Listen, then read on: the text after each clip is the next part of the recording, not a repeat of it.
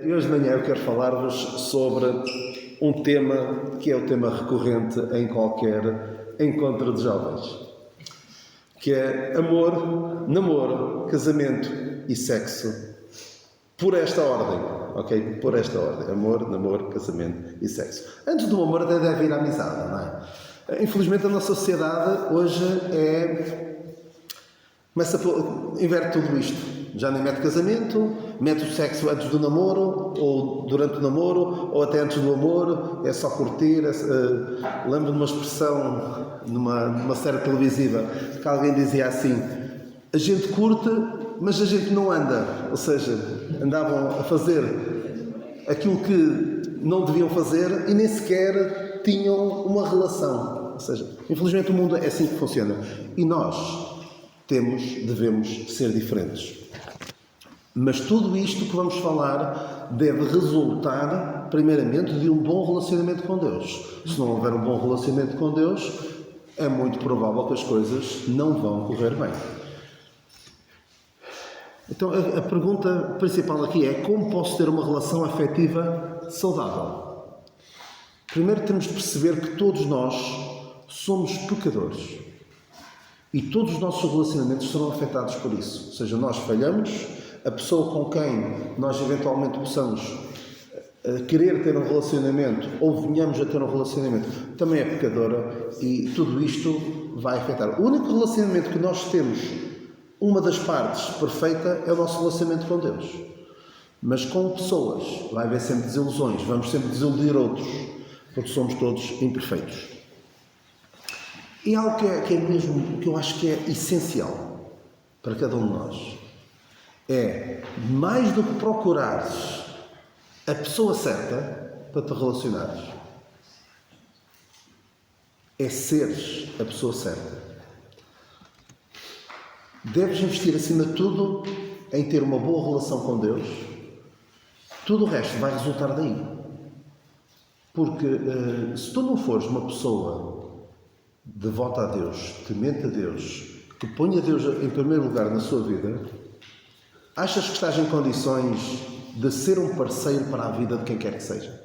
Achas que estás em condições? É isso que vais oferecer a alguém? Ou seja, podes perfeitamente, se fores uma pessoa que anda aqui só por ver andar os outros, só para ver se arranja um rapaz ou se arranja uma rapariga, vais querer estragar a vida dela ou dele em termos espirituais? Acima de tudo, uma boa relação com Deus. Há uma passagem que eu vou descontextualizar um bocadinho, porque isto, se fôssemos analisar isto do ponto de vista dispensacional, ou seja, em contexto foi dito, vamos abrir a Bíblia em Mateus 6. Mateus 6. Hoje tem menos passagens, ontem foi um chorrilho de passagens, muitas passagens bíblicas, hoje vão ser menos passagens bíblicas, mas eu achei que também era importante falar daquelas passagens. E esta passagem é o chamado Sermão da Montanha, em que o Senhor está a falar sobre as preocupações das pessoas. Claro que isto não diz diretamente respeito a nós. Eu vou fazer algo que eu digo que não sou muito apologista de fazer, que é espiritualizar a passagem. Mas podemos tirar daqui um princípio muito importante para as nossas vidas. Então, Mateus 6,31. Não deixes pois inquietos, dizendo: que comeremos, ou que beberemos, ou com que nos vestiremos, ou com quem casaremos, acrescentaria eu. Por todas estas coisas os gentios procuram. De certo, o vosso Pai Celestial bem sabe que necessitais de todas estas coisas. Mas buscai primeiro o reino de Deus e a sua justiça, e todas estas coisas vos serão acrescentadas. Em primeiro lugar, devemos buscar aquilo que é espiritual, aquilo que diz respeito à nossa relação pessoal com Deus. Tudo o resto virá por acréscimo. Porque se o nosso principal objetivo na vida for, neste caso, um namoro, estamos a tentar construir a casa pelo telhado. Tem de haver uma boa sustentação, uma boa relação com Deus e, muito importante também, boas relações de amizade com os crentes. Também com os descrentes, dentro do que é possível, não deixarmos que sejam eles influenciados, mas tanto quanto possível sermos nós influenciados, mas especialmente com os queridos. E estes momentos são importantes para nós estreitarmos os nossos laços. Sei que para alguns é um pouco mais difícil, são mais reservados, não conhecem, não estão tão habituados a estar com as pessoas, mas qual é a solução para vencer a nossa timidez? A nossa dificuldade de nos entrosarmos com os outros? É vir, é estar cá. Eu também, quando era mais novo, também era muito introvertido, não estava à vontade com as pessoas que eu não conhecia, mas depois, com o passar dos anos, olha, acabei nisto. de estar à vontade, de ser mais brincalhão, ser mais... mas também ser mais dedicado e ver e ser visto. É muito importante isto. As pessoas conhecerem-nos, saberem aquilo quem nós somos, com as nossas falhas, com as nossas virtudes. É muito importante fortalecer os nossos laços. Porque eu acho muito estranho, e conheço alguns casos, estou-me agora a lembrar de um caso em particular, um casal de crentes um pouco mais velhos do que eu, tem filhos, e os filhos não, tanto quanto eu sei, não conhecem outros crentes ou jovens da igreja, de outras igrejas locais. E na sua igreja local só há eles, só aqueles. E os pais não fazem um esforço por levar os seus filhos a encontros, a retiros, a o que quer que seja. Isso depois vai afetá-los. Porquê? Um dia mais tarde admiram-se, olha, começou a namorar com uma pessoa que não é crente. É uma tragédia. Uma tragédia que nós já vamos ver como pode ser trágica uma decisão dessas. Mas isto também porque os jovens não fazem por isso e os próprios pais não têm essa visão. Sabe uma coisa? A Bíblia, a palavra namoro não aparece na Bíblia. Pelo menos do ponto de vista que nós conhecemos hoje. Mas é algo comum na nossa sociedade. Qual é o objetivo? É duas pessoas conhecerem-se com vista ao casamento. Isto era antigamente, não é? Hoje, do ponto de vista humano, não do ponto de vista bíblico, qual é o objetivo do namoro? É experimentar. É irem-se habituando a relacionarem-se com o sexo oposto, ou, hoje em dia, relacionar-se de uma forma afetiva. E, certamente, já viram casos, ou se calhar até pode algum de vocês já ter feito, ver-se pessoas a começar a namorar muito, muito cedo. Até no primeiro ciclo. Tem um namorado.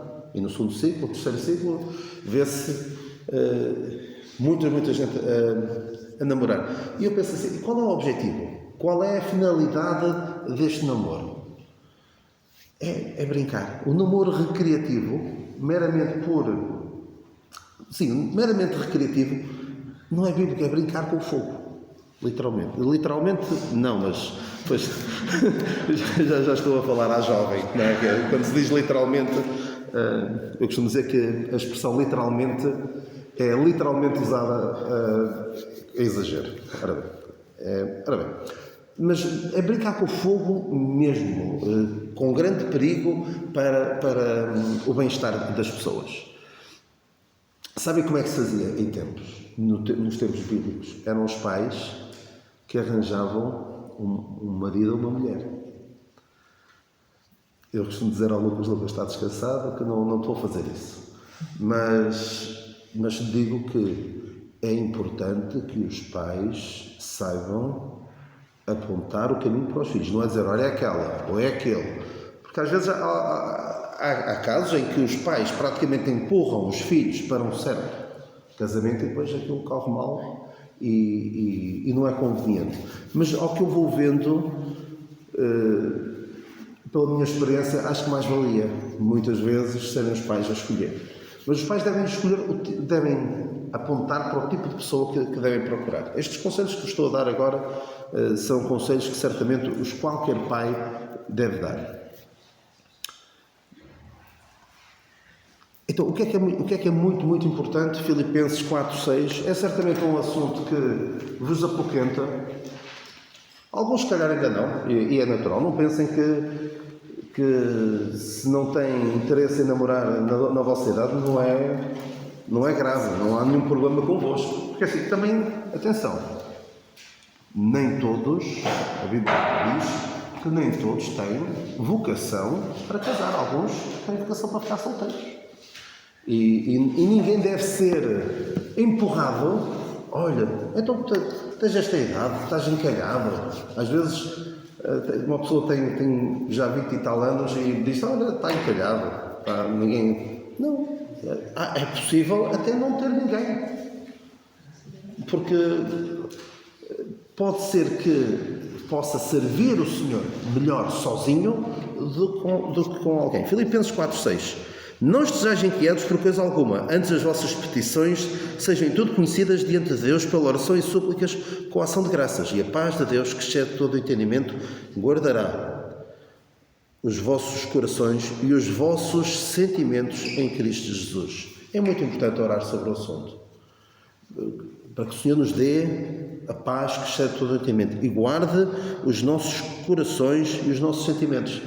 Porque é muito perigoso o nosso coração. O nosso coração, o que é que diz o mundo sobre o coração? Segue o teu coração. Exatamente. Vai onde te leva o coração. Segue o teu coração. Dá larga aos teus sentimentos. E o que é que a Bíblia diz sobre o coração? Enganoso é o coração do homem. E mais perverso do que todas as coisas. Nós precisamos que o nosso coração seja guardado. Se dermos largas ao nosso coração, iremos fazer coisas que que podem destruir a nossa vida. Portanto, orar sobre o assunto. E muito, muito importante. E dou graças a Deus pela Cláudia, pela minha esposa. Não te foques no imediato, na aparência física. Amém? Claro que é importante. Claro que é importante. É importante, mas não deve ser decisivo. Não deve ser decisivo. Porquê? Porque a aparência física não vai ser a mesma para sempre. Eu costumo dizer que a Cláudia está mais bonita a cada dia que passa, mas também digo isto para ser simpático com ela, mas para ser romântico, mas é verdade, é um milagre de Deus. Porque nós também habituamos à pessoa que amamos. A quem o feio ama, bonito lhe parece. Não é? Porque nós podemos habituar e viver e amar uma pessoa que quem vê de fora, olha, tão bonito aquele e arranjou aquela, ou vice-versa. Não é o mais importante.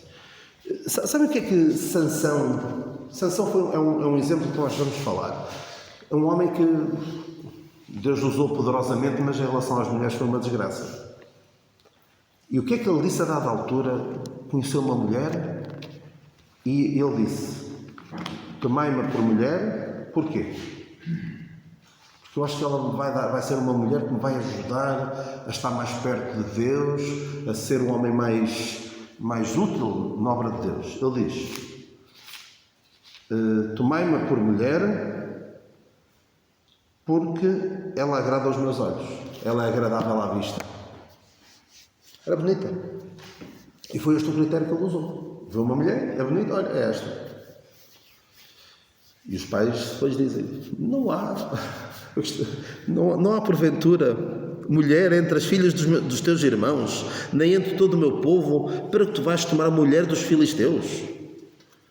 Eu acho que em Israel, para quem não conhece, Sansão era da nação de Israel, do povo escolhido de Deus, e a mulher que ele encontrou era dos filisteus, dos inimigos.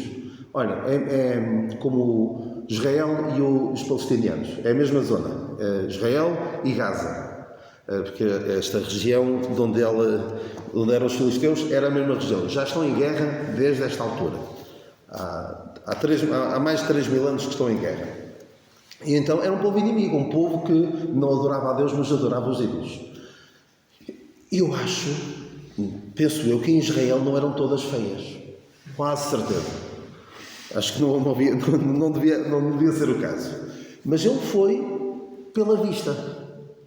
E não é o mais importante. Sabem o que é que anos mais tarde esta história devem conhecer? Lembram-se quando Samuel foi à casa de Jessé, o pai de Davi, que o Senhor disse: vai e vai escolher um deles para ser rei, porque o rei Saul não estava a dar conta do recado, e Deus disse: eu vou procurar um homem segundo o meu coração para ser rei.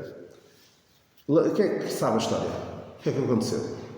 O Jessé fez desfilar os filhos e o que é que o Samuel disse quando viu o primeiro? Não conhecem? Então. Ele ficou: certamente é este. É este. Então, vamos lá então ler. Vamos ler. Primeiro livro de Samuel 16. Eu leio rápido, se vocês não puderem chegar lá. E dizia assim: e sucedeu que entrando eles, os filhos de Jessé, viu a Eliabe. Eliabe era o mais velho. E disse: certamente está perante o Senhor o seu ungido. Certamente é este. Porque era um homem já maduro, crescido, um homem de guerra até, um homem valoroso. Porém disse o Senhor a Samuel: não atentes para a sua aparência, nem para a altura da sua estatura, porque o tem rejeitado, porque o Senhor não vê como vê o homem, pois o homem vê o que está diante dos olhos, porém o Senhor olha para o coração. E depois quem é que foi escolhido? Foi um que nem sequer estava na lista. O Jessé, a história é engraçada. Ele passa os filhos todos e o Samuel diz: olha para você, não tem mais filhos? Tenho um, mas ele está lá a guardar as ovelhas. E depois mandaram chamar o Davi e olha, afinal era ele. Alguém que ninguém dava nada por ele. O Senhor olha para o coração. O 2 Coríntios 5,18 diz: não atentando nós para as coisas que se veem, mas para as que se não veem, porque as que se veem são temporais e as que não se veem são eternas. Devemos ser capazes de atentar. E isto só consegue quem é espiritual, quem consegue ver para além do imediato. Não é ver com vista curta. Se eu andar sempre assim, eu não consigo ver o que estava lá já à frente. Não consigo ver mais. E por vezes nós podemos ter a vista muito curta. Ver só uma aparência bonita. Mas com o passar da idade, tirando a Cláudia, todos vamos ficar menos bonitos, menos agradáveis à vista, não é? E sabe uma coisa, mesmo quem... Eu sei, também já fui novo e sei que há pessoas bonitas. Infelizmente, hoje em dia, dá para perceber mais facilmente que algumas pessoas têm um corpo agradável à vista, é verdade, infelizmente, devido à forma, às roupas que a nossa sociedade impinge em nós e os modelos que nós vamos seguindo, dá para perceber que é agradável à vista, de facto, mas tudo isto vai passar. Deem uns 30, 40, 50 anos ou 100 anos. Daqui a 100 anos, nenhuma destas pessoas todas jeitosas vão estar iguais. Vão estar reduzidas a um corpo em decadência. Não é? E mais, muito disto, isto é uma coisa que eu também queria falar convosco, se calhar logo à tarde, muito disto é artificial. Não é? Filtros nas redes sociais, não é? Parecem todos bonitos, não é? Mesmo quem não é, até parece. É um engano. Mas tudo isto vai passar. E sabem o que é que a Bíblia diz sobre o nosso corpo? Diz que Deus transformará o nosso corpo, Filipenses 3,21, que Deus transformará o nosso corpo abatido, para ser conforme o seu corpo glorioso. Ou seja, mesmo este corpo, mesmo quem é bonito, jeitoso, com tudo no sítio, é um corpo abatido. Eu vou ter um corpo glorioso. E cada um de nós, todos aqueles que são do Senhor, irão ter. Pedro fala sobre as mulheres e diz que É interessante esta passagem. Vamos ler só o versículo 3 e 4. 1 Pedro 3 e 4. O efeito delas não seja o exterior, no frisado dos cabelos, no uso de joias de ouro, na compostura de vestidos, mas o homem encoberto no coração, no incorruptível traje de um espírito manso e quieto, que é precioso diante de Deus. Ou seja, não atentar para o físico.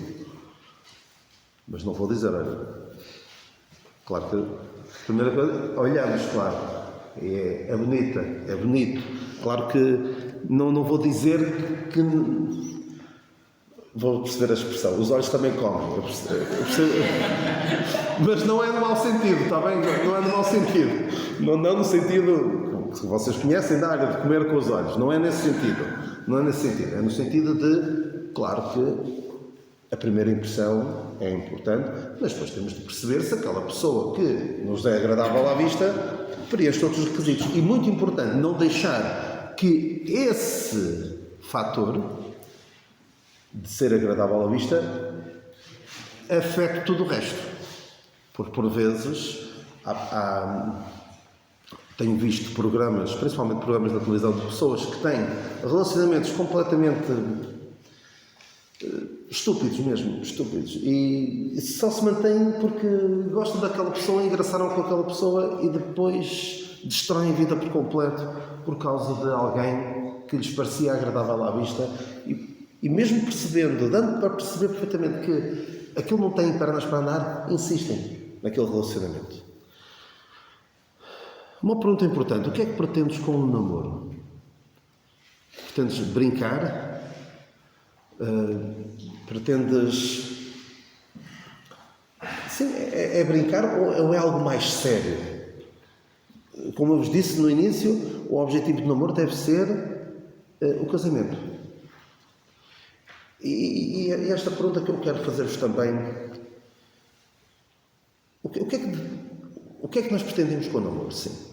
O que é que nós, para o namoro, devemos procurar alguém? E o que é que procuramos num parceiro para a vida? Vou aqui fazer uma analogia com os animais. Os animais, o que é que procuram num parceiro? Nós vemos os animais como é que eles escolhem uns aos outros. Por exemplo, podemos pensar naquelas imagens giras daquelas cabras monteses. O que é que elas fazem? Umas às outras, dão aquelas marradas, não é? E o que ganhar é que fica com a fêmea. Que parece masculinidade tóxica, não é? mas qual é a ideia? É o mais forte, não é? Eles querem escolher o mais forte é que vai ter direito, e quem diz as cabras monteses, também os leões, e em muitos animais há isto, o mais forte é que lidera. Mas o que é que procura um animal? Procura proteção, companhia, sexo, obviamente, e, muito, muito importante, e é aqui que eu quero tirar um paralelo connosco, uma descendência de bons espécimes da sua raça. Ou seja, que alguém que, com grande probabilidade, vai dar origem a bons elementos da sua raça. Ou seja, nós o que é que devemos procurar? Alguém que nos vá ajudar a ter... Qual é o objetivo no casamento? É, acima de tudo, honrar a Deus no nosso casamento. Que o casamento seja reflexo de quê? Casamento entre um homem e uma mulher? Sim. O casamento entre um homem e uma mulher. Sei que eu posso ser cancelado por causa de dizer isto, mas o casamento entre um homem e uma mulher deve ser um reflexo de quê? O que é que diz Efésios? Da relação entre Cristo e a Igreja. E deve ser este o relacionamento entre Cristo e a Igreja. Deve refletir isso. Devemos honrar a Deus com o nosso casamento. Devemos poder servir a Deus sendo dois, que na verdade são três, não é? Com Deus no centro. Servir os dois melhor do que os dois em separado. Porque é terrível se Depois, 2 juntos vão fazer menos do que 2 em separado. É terrível, mas há muitos casos em que isso acontece mesmo no meio dos crentes. Namoram, casam e depois a sua utilidade para a obra diminui drasticamente. Claro que normalmente vêm os filhos e tudo mais e outros afazeres, mas isso não deve ser impeditivo de servir na obra de Deus. Há aquela expressão que está na Bíblia, que é muito triste, daquele homem que tinha sido convidado para uma boda e o que é que ele disse? Casei, não posso ir. Casei, não posso ir. E há muita gente que devido não digo que tenham escolhido mal a pessoa, mas a sua postura depois de casar foi tal que, depois de casar, deixou de ser útil na obra de Deus. Então, procura alguém que, acima de tudo, proporcione uma vida cristã saudável e um lar propício para a criação de filhos piedosos. Porque, tal como os animais querem ter crias saudáveis, bons espécimes da sua espécie, o objetivo no casamento é gerar filhos tementes a Deus, filhos piedosos. E não são quaisquer condições que são propícias a isso. Há condições mais propícias do que outras. Nós devemos também ser sábios nessas decisões. Ou seja, procura alguém que te ajude a ser mais útil à obra do que estando sozinho. E agora vou entrar na parte em que vocês se calhar vão querer desligar. Esse alguém nunca será alguém que não tem um relacionamento com Deus. Alguém que não tem um relacionamento com Deus não vai ser essa pessoa que te vai ajudar a ser mais útil na obra. Passagem típica, 2 Coríntios 6,14: não vos prendais a um jugo desigual com os infiéis. Porque comunhão tem... Porque sociedade tem injustiça com injustiça e a comunhão tem a luz com as trevas. Que concórdia há entre Cristo e Belial? Que parte tem o fiel com o infiel? É uma prisão. Imaginem o que é terem de andar com aquelas, eu não sei como é que se chama, aquelas bolas de ferro presas a um pé. Nós conseguimos andar, na mesma, mas vai limitar muito a nossa ação, a nossa utilidade na obra. Diz, Amós 3,3 diz assim: porventura andarão 2 juntos se não estiverem de acordo? Pois é muito complicado. Olha, eu tenho aqui vou assumir aqui uma coisa. Eu tenho um guilty pleasure, que é um programa que eu gosto de ver de pessoas que casam com estrangeiros. Pessoas americanas que casam com estrangeiros, e a ideia qual é? É o estrangeiro, muitas vezes quer vir para os Estados Unidos, é um oportunista, às vezes há verdadeiras histórias de amor. Eu disse que é um guilty pleasure, está bem? Estou a admitir.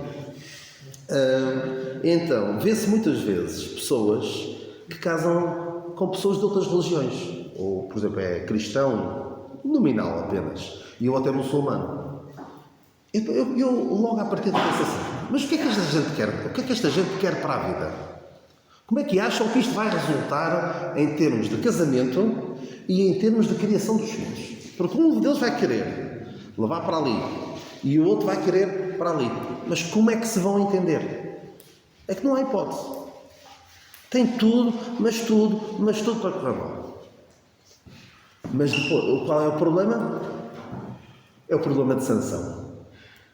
Tomai-me esta porque é agradável à vista. É bonita e eu quero. Diz 1 Coríntios 15:33: as más conversações corrompem os bons costumes. Não vos vai ajudar em termos espirituais. Uma má decisão nesta área pode ser ruinosa. Pode com quase 100% de certeza, vai ser ruinosa. Atenção, eu não estou a dizer que se tem alguém descrente de quem gostam, esqueçam, não tenham nada com eles. Em primeiro lugar, devem partilhar com eles o Evangelho, acima de tudo. Mas não é só por gostarem dele, atenção, deve ser com todos. Todas as oportunidades que temos devemos aproveitar para partilhar a nossa fé. Mas nunca partir para um relacionamento destes tão decisivo, tão marcante nas vossas vidas, que idealmente deveria ser o único. Não é? Eu dou graças a Deus porque só namorei uma vez, comecei há 23 anos, ainda não acabei.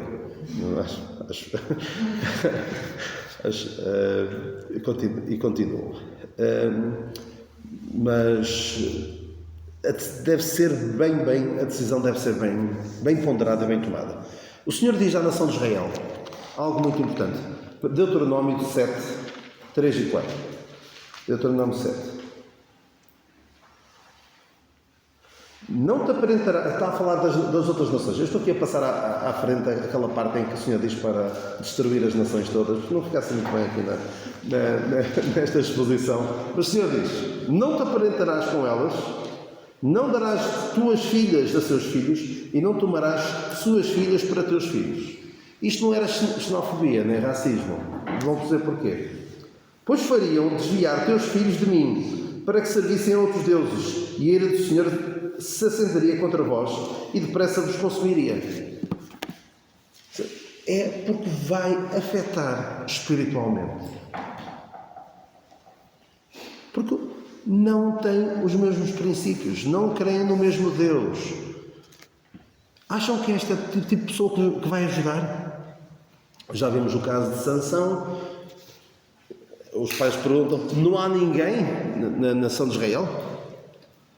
E 16.4 é quando ele encontra Dalila. Ele só encontra mulheres que não o ajudaram espiritualmente. Salomão foi um homem muito sábio, mas parece que quando chegava à parte das mulheres ele desligava a sabedoria totalmente. Porque ele... Sabem quantas mulheres é que ele teve? Quem é que sabe quantas mulheres teve Salomão? Era muitas, agora 1000 mulheres. Teve 1000 mulheres. 300 mulheres com quem casou mesmo e 700 concubinas. Não me perguntem como é que ele dava conta de tanta mulher para sustentar. Onde é que diz? Tinha 700 mulheres, princesas e 300 concubinas. Primeiro dos reis 11, tinha 1000. Sabem porquê? Porque ele diz, penso que é em Eclesiastes: tudo aquilo que os meus olhos viram e quiseram, eu tive. Eu acho que quando se ouvia dizer: olha, Salomão vai passar por aqui, as mulheres escondiam-se todas dentro de casa, se não fosse ele olhar para elas e gostar, olha, mais uma, para o harém. Que era o que ele tinha, era um harém, onde tinha várias mulheres. Hoje eu quero estar com esta. É perverso isto. Mas não é só pela questão do sexo, que Deus não se agrada, certamente. Deus nunca foi apologista de várias mulheres. Permitiu isso em alguns casos, mas não é esse o propósito de Deus. Vejam o que é que aconteceu assim. Aconteceu a seguir. Versículo 4, primeiro livro dos Reis 11.4. Porque sucedeu que no tempo da velhice de Salomão, suas mulheres lhe perverteram o coração para seguir outros deuses. E o seu coração não era perfeito para com o Senhor, seu Deus, como o de David, seu pai. E depois diz que fez imagens de escultura para vários deuses, porque ele tinha uma mulher. E a mulher diz: olha, anda comigo ali ao templo do meu... Ou se tu gostasses de mim, fazeres um templo para mim. Porque ele tinha mulheres estrangeiras. Diz aqui que tinha mulheres... versículo 1, exatamente. E amou muitas mulheres estranhas, e isto além da filha de Faraó. Moabitas, amonitas, bonitas, edomitas, sidónias e ateias. Eram bonitas, certamente. Mas várias mulheres. E depois a mulher vinha de outro povo e, coitadinha, desceu da sua terra, veio para ali, para a terra do Salomão, olha, faz aqui um templo para o meu Deus, e depois mais outro, mais outro, mais outro, mais outro. E aquilo descaracterizou por completo a nação de Israel. E sabem o que é que aconteceu depois? No tempo de Davi, isto é muito, muito importante. No tempo de Davi, seu pai, haveria alguma idolatria, possivelmente. Sempre houve ali pequenos nichos, pequenos sítios, onde ainda havia algumas pessoas que idolatravam. Ou seja, tinham outros deuses que não o Deus de Israel, porque a religião em Israel era a religião judaica, em que eles tinham o templo em Jerusalém. Não, o tabernáculo. Depois foi Salomão, até foi o próprio Salomão que construiu o templo. Mas havia o tabernáculo, faziam os sacrifícios, tinha o altar, tinha a pia de cobre, tinha a arca da aliança, tinham tudo aquilo. Mas provavelmente ainda havia alguns lá, assim, escondidos, que eram idólatras, que adoravam imagens conforme aos costumes da terra onde eles foram habitar. E foi o próprio Salomão, por causa das várias mulheres que teve, que o paganismo, a idolatria, se tornou comum na nação de Israel. E vemos os reis seguintes, o seu filho, Roboão, um outro, Jeroboão, e quase todos que iam seguir, o que é que fizeram? Foram atrás destes deuses todos que havia. Por causa do Salomão ter escolhido mal. Ou seja, más decisões nesta área podem afetar a nós e à nossa descendência. De uma forma terrível. Judá, que é a nação, uma parte da nação de Israel, mais tarde, vocês talvez conheçam mais ou menos a história, mas a nação de Israel comportou-se tão mal com Deus que Deus mandou-os para o cativeiro. Já ouviram a história de Daniel? Daniel estava no cativeiro quando recebeu quando tiveram aqueles episódios da cova dos leões, da fornalha de fogo ardente e dele propor no seu coração não se contaminar com o manjar do rei. Tudo isso foi quando eles estavam na Babilónia. Mas, entretanto, a alguns foi-lhes permitido voltar para Jerusalém. E, depois de tudo aquilo que tinha acontecido, alguns continuaram a fazer esta asneira. Reparem aqui no seguinte. Neemias, está antes do livro de Esther, Neemias 13, versículo 23. O Neemias não era o rei, mas era o governador de Jerusalém. E ele esteve fora algum tempo, e depois quando voltou, viu que estava uma desgraça pegada a tudo aquilo. O que é que ele viu? Vi também naqueles dias judeus que tinham casado com mulheres. É sempre estas, olha. As Doditas, Amonitas, Moabitas, e certamente bonitas. E reparem bem no seguinte. E seus filhos falavam meio asdodita.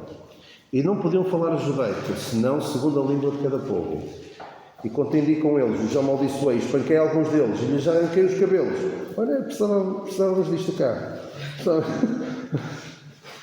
Tragam Neemias de volta, que alguns vão ficar careca. E dizendo, não dareis mais vossas filhas a seus filhos, nem tomareis mais suas filhas, nem para vossos filhos, nem para vós mesmos. Reparem agora. Porventura não pecou nisto Salomão, rei de Israel, não havendo entre muitas gentes rei semelhante a ele, e sendo amado do seu Deus, e pondo Deus rei sobre todo Israel, e contudo as mulheres estranhas o fizeram pecar. Isto pode acontecer. Quase diria, vai acontecer. Reparem bem, os seus filhos. O que aconteceu aos filhos? Os filhos falavam meio asdodita. Não falavam bem a língua do povo de Deus. Porquê? Porque estavam influenciados pelo outro lado. Porque a tendência é sempre ir para o lado que não teme a Deus. Há consequências trágicas, incluindo para os filhos. E digo, são muito raras as exceções à regra. Deixa de gravar, foi. Deixa de gravar. São muito raras as exceções à regra. Muito raras mesmo. E pode dizer, é aquele exemplo e o outro. Ok. Mas sabem porque é que vocês podem falar de alguns exemplos, mas falarem de alguns exemplos de descrentes, de um crente que namora com um descrente e as coisas até aparentemente ocorrem mesmo bem, pela graça de Deus, pela misericórdia de Deus. Mas, se calhar vocês não conhecem tantos casos que tenham corrido mal, porque eles já não estão sequer no nosso meio. Já desapareceram. Porque os casos que correm mal desaparecem. A maior parte deles. Mas, na melhor das hipóteses, imaginem, a vossa responsabilidade. A vossa responsabilidade. Mesmo que corra bem, na melhor das hipóteses, o teu exemplo vai ser usado como um dos bons exemplos que até correu bem. E o que é que isso vai acontecer? Vai engrossar a lista dos até correu bem. E depois vai ser usado como um exemplo que pode levar outros a tomar a pior decisão das suas vidas. Na melhor das hipóteses, o teu exemplo bem sucedido de um crente que namorou com um descrente, e as coisas até correram bem, vai ser usado como um exemplo para ajudar, para legitimar possivelmente a pior decisão da vida de outros. Eu tenho uma frase que costumo dizer várias vezes: que ninguém possa dizer de mim com razão, mas o Daniel também fez. Que ninguém possa usar o meu exemplo como uma desculpa para legitimar uma má decisão na sua vida. Pensem, é muito importante. Agora temos de abreviar como namorar. Já encontramos a pessoa certa, ou não? Mas é muito difícil encontrar a pessoa certa. Porque a mulher virtuosa quem a achará? É difícil. E sabem o que é que dizem sobre o homem? Sabem o que é que diz sobre o homem? Sobre a mulher diz mulher virtuosa quem a achará? Agora o Provérbios diz homem fiel quem o achará? Diz está mesmo na Bíblia. Portanto, se é difícil arranjar uma mulher virtuosa, arranjar um homem fiel também não é fácil. Mas que o Senhor vos dê graça. É importante conhecer o outro. Perceber se aquela pessoa que nos é agradável à vista é de facto alguém que nos vai ajudar a crescer espiritualmente e a ser proveitoso na obra de Deus. E para isso, muito importante, para conhecer o outro, não é preciso tocar muito. Não é preciso. Como eu costumava dizer, fiz essa brincadeira há uns tempos com um casal de namorados, dizia assim: olha, namorar é como os jogadores na grande área. Mãos atrás das costas. Estou a brincar, mas é uma pequena brincadeira para alertar para o perigo. É brincar com o fogo, não literalmente, mas a Bíblia diz que isso é como brincar com o fogo. Porá alguém fogo aos seus vestidos sem que se queime? É importante evitarem ficar sozinhos. Eu vou dar-vos um exemplo que foi contado por um irmão. Ele é muito contundente nas palavras, mesmo. O Paul Washer, provavelmente já ouviram falar desse irmão. Ele é mesmo muito duro na maneira como fala. É tratamento de choque. Se eu estivesse aqui convosco, vocês já estavam a chorar, quase certeza. Pelo menos muito incomodados. Ele contou a história de um casal de namorados que veio ter com ele e que tinham caído no pecado sexual, tinham se envolvido sexualmente no namoro. E contaram, e ele perguntou: mas como é que isso foi acontecer? O nosso pastor, não sei se era o pastor da igreja ou se era o pastor de jovens, ou o responsável, disse para eles, para evitarem cair no pecado sexual, para estarem juntos e orar e ler a Bíblia, sozinhos. É preciso muito cuidado. Depois as coisas aconteceram, uma coisa levou à outra. É muito estejam juntos com outros. Uma coisa que por vezes acontece no namoro e que não deve acontecer, agora já arranjei, agora não quero saber dos outros. Continuem a estar juntos com os jovens. Não evitem de isolar-se. A Bíblia diz que procura o seu proveito, o seu próprio proveito, aquele que se afasta, aquele que se isola. Devem procurar, agora que somos os dois juntos, vamos procurar ser mais úteis para a obra. E 1 Tessalonicenses 4, determinem pureza. Porque assim, eu sei que não é fácil, mas se não tomarem esta decisão, vai ser mais difícil ainda. Se for a vossa determinação... Olha, eu vou fazer agora uma coisa que... A frase não é minha. Foi dita em público e eu vou dizê-la, estamos aqui num ambiente mais restrito, mas acho que é importante vocês ouvirem isto. Determinem. Aconteça o que acontecer no namoro. Eu sei que é um bocadinho forte o que eu vou dizer.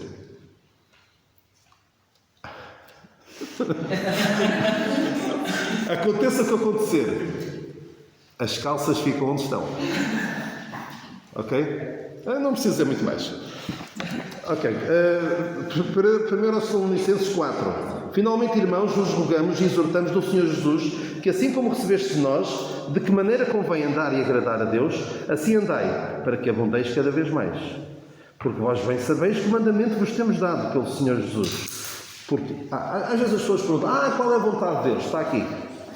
Porque esta é a vontade de Deus, a vossa santificação, que vos abstenhais da prostituição. E prostituição não é só, desculpem lá, ir às prostitutas, não é só isso. É pecado sexual.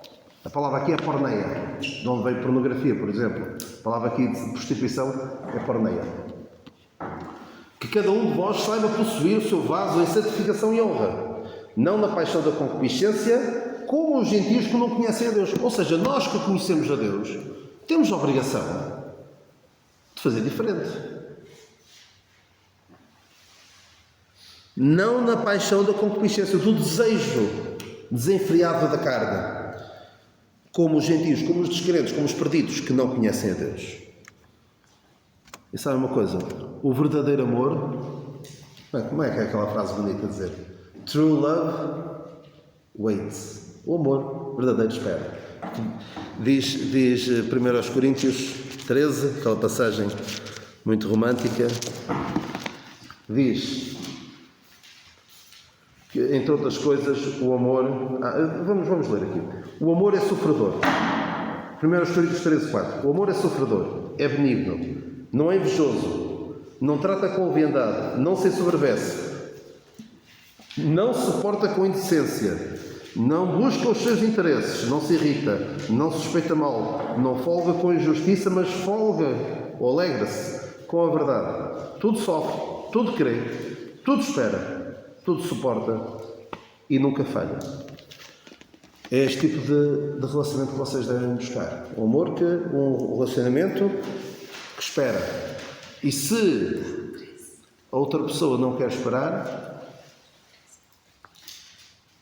que não espere, mas não comigo. Não é? Porque podem ser tomadas decisões trágicas na vida. Porque, claro, assim, o mundo o que é que fala? O que é que o mundo diz sobre este assunto? Cuidado com as doenças, com a gravidez indesejada. É isso que diz. O que é importante é ter cuidado com isso. No entanto, incentivam. Dizem, podes fazer à vontade, não há problema, desde que tenhas... Porque parte-se do princípio, sabe uma coisa? Parte-se do princípio que isso vai acontecer. No mundo, parte-se do princípio que vai acontecer e que até é saudável. É bom explorar, para conhecer, para perceber se são compatíveis, essas coisas todas. Mas o que eu digo é, o amor verdadeiro espera. Porque esta área do casamento é do casamento. É do casamento, não é de namoro, não é de nenhum outro tipo de relação. E a frase não é minha, mas a área sexual, que é no casamento, não é a refeição principal.